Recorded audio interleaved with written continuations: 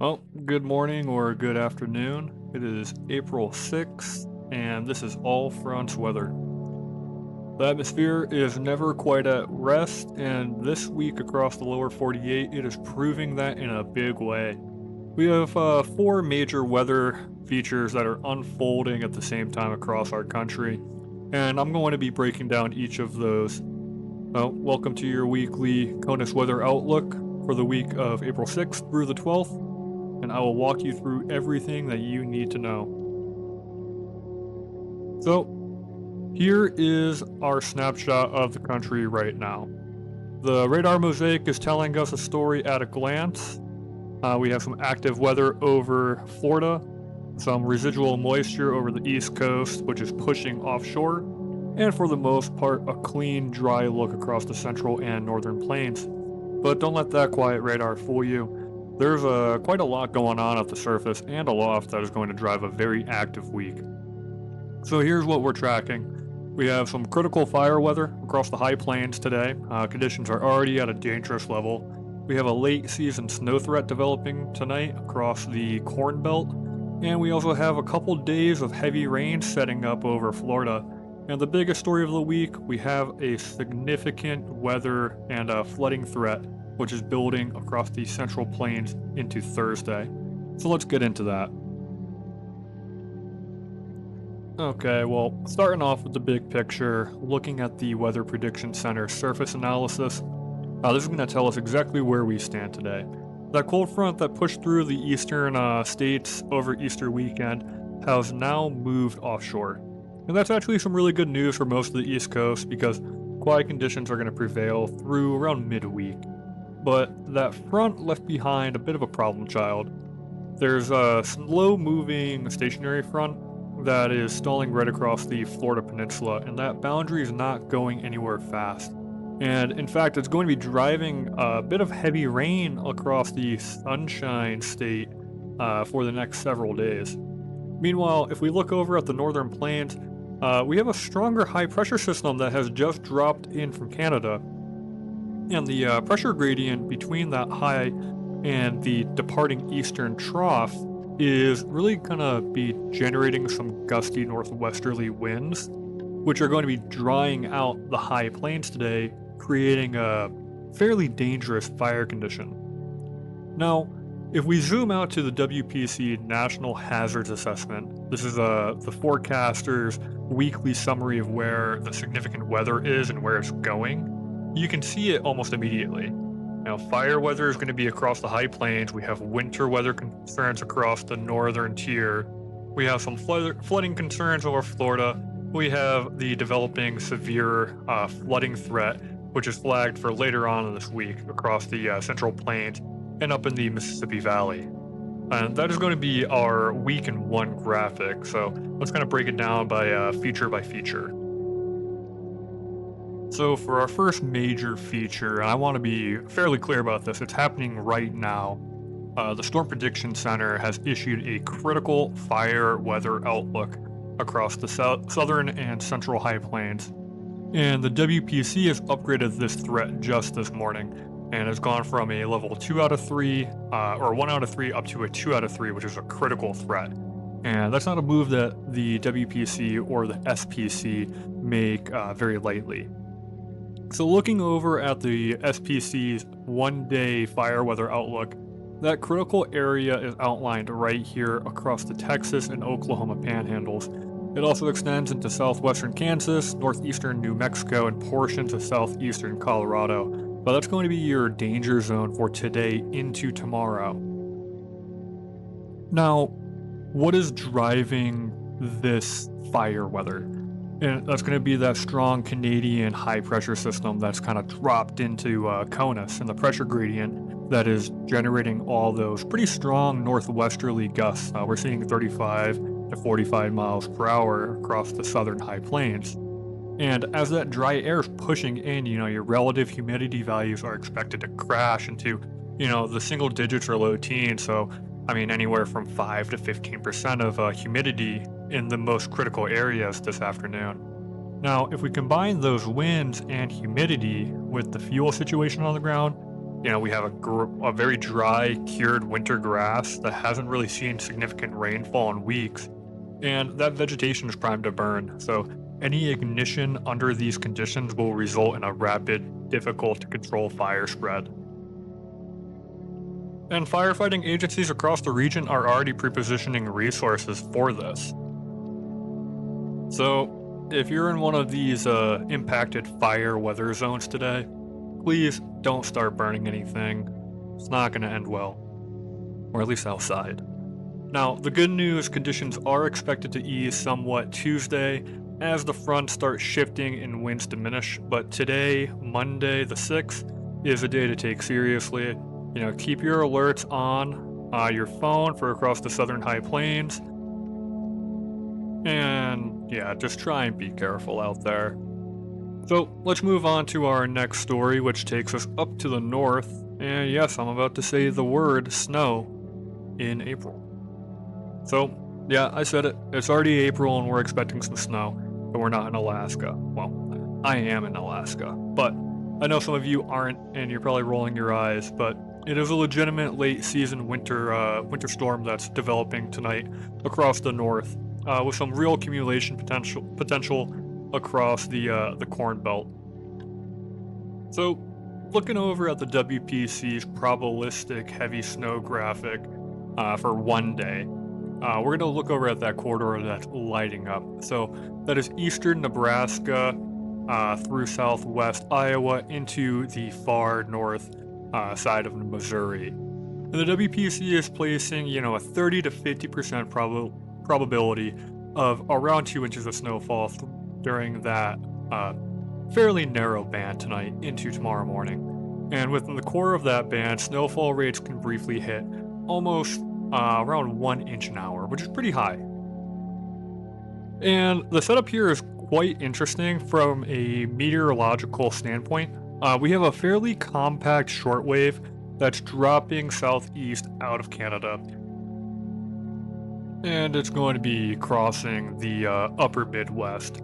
And at the same time, we have a pretty strong area of the jet stream that's going to be pushing southward through the Great Lakes area. And the overlap of these two systems is causing divergence aloft, which is it's a supporting element for low pressure and intense lift, which is going to happen tonight into Tuesday morning. So with this classic, mesoscale snow band, we're expecting some intense and tricky to pin down location-wise snow. But the WPC's probabilities have been trending up, and hazardous Tuesday morning commute across eastern Nebraska and southwestern Iowa is a real possibility. So give yourself some extra time, maybe break out the snow shovels again. But enough doom and gloom for that. Downstream of this, we are expecting some cold air advection behind the system, which is going to be dropping temperatures down quite a bit. We're looking at numbers around -15 Celsius, which is a prime lake effect snow territory for that area, especially for Michigan's Upper Peninsula, where we're seeing 30 to 70% chances of exceeding 4 inches of lake effect snow.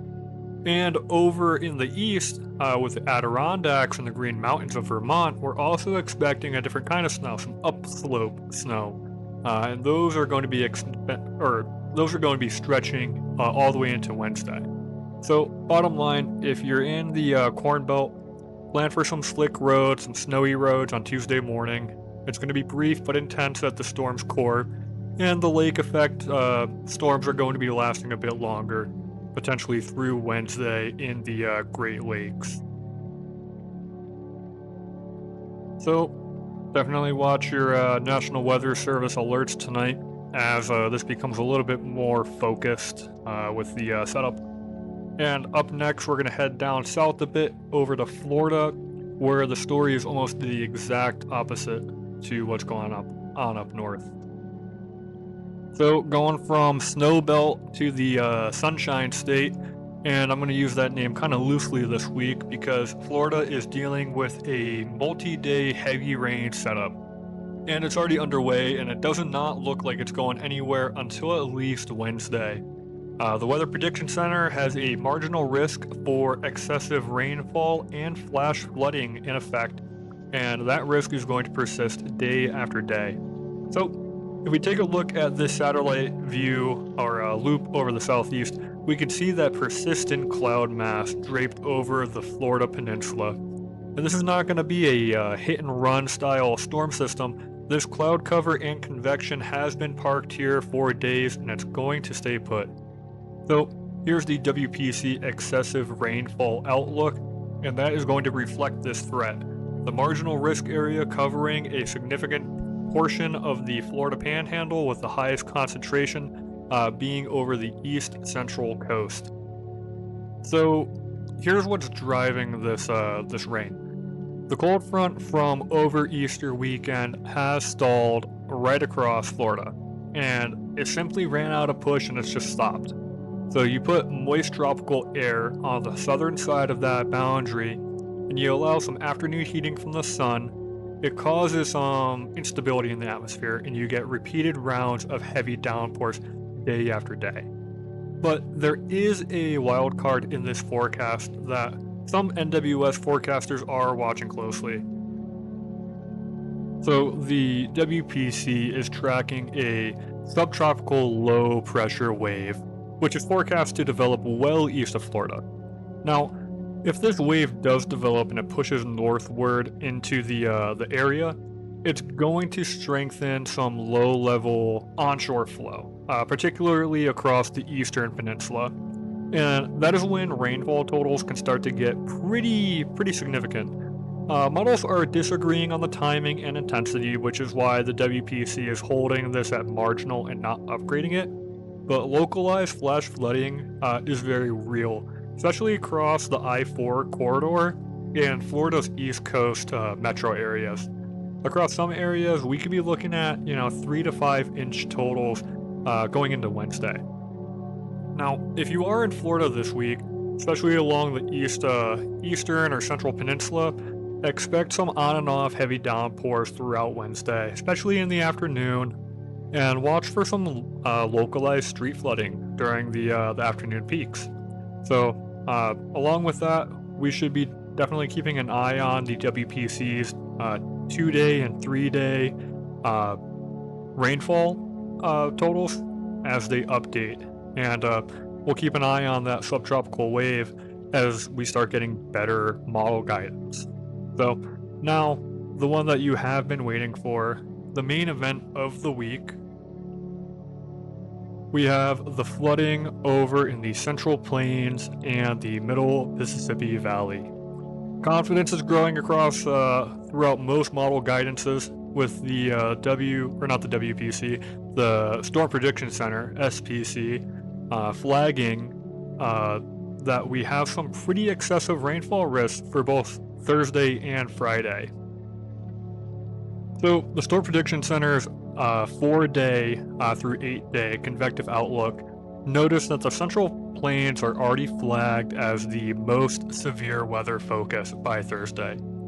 Isolated to scattered thunderstorms are expected Thursday afternoon, with the coverage and organization increasing through the evening as we have some low-level jets starting to kick in and have some more support with those. But moving on to the flooding side of the story, which everyone's probably looking at, the WPC 4-day excessive rainfall outlook is showing that marginal risk area, and it's stretched from the Central Plains into the Middle Mississippi Valley.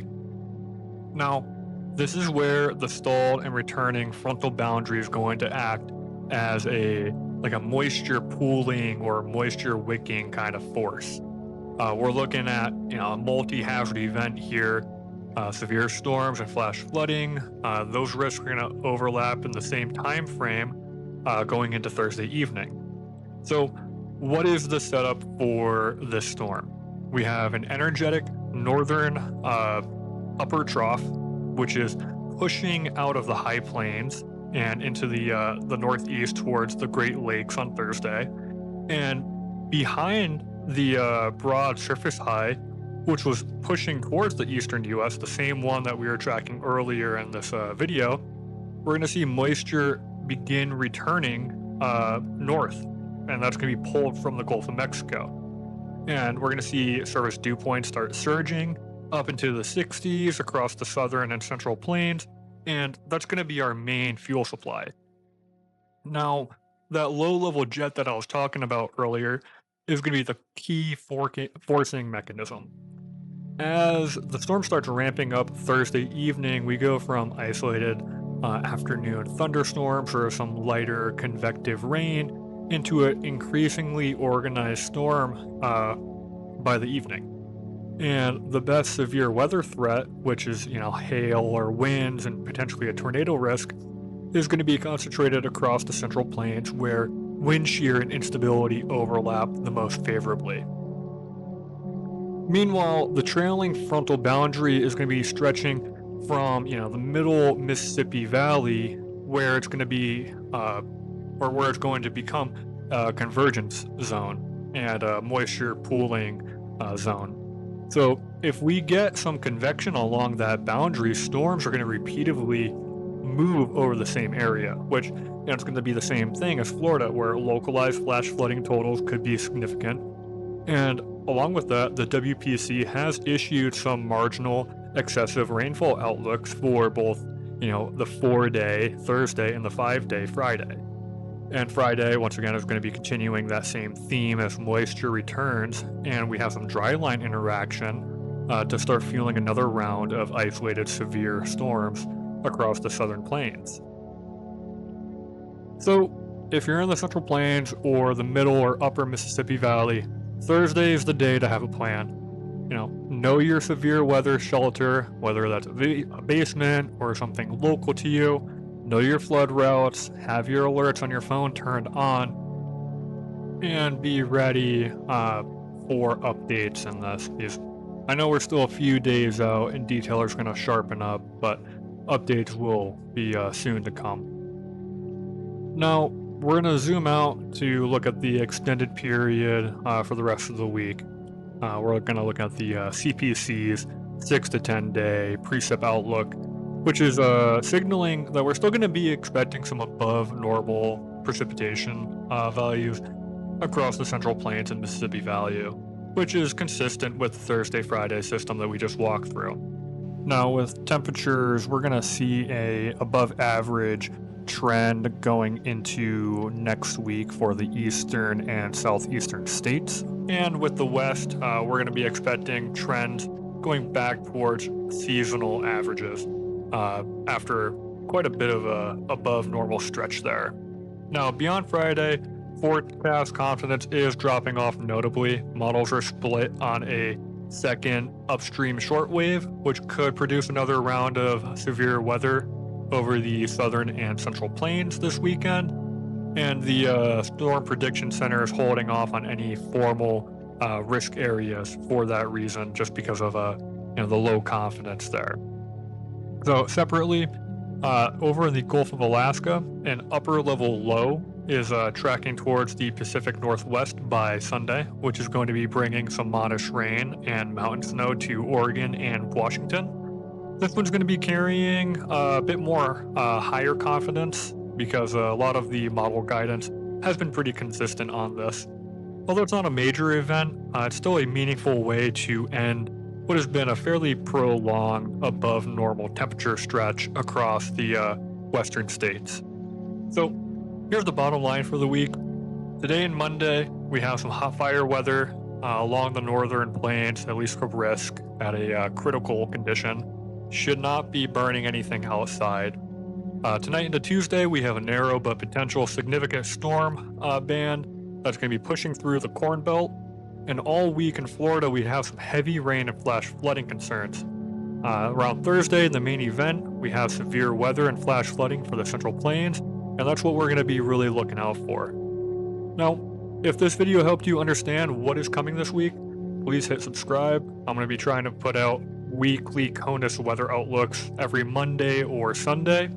And during active weather setups like this one, I'll try and post some updates throughout the week.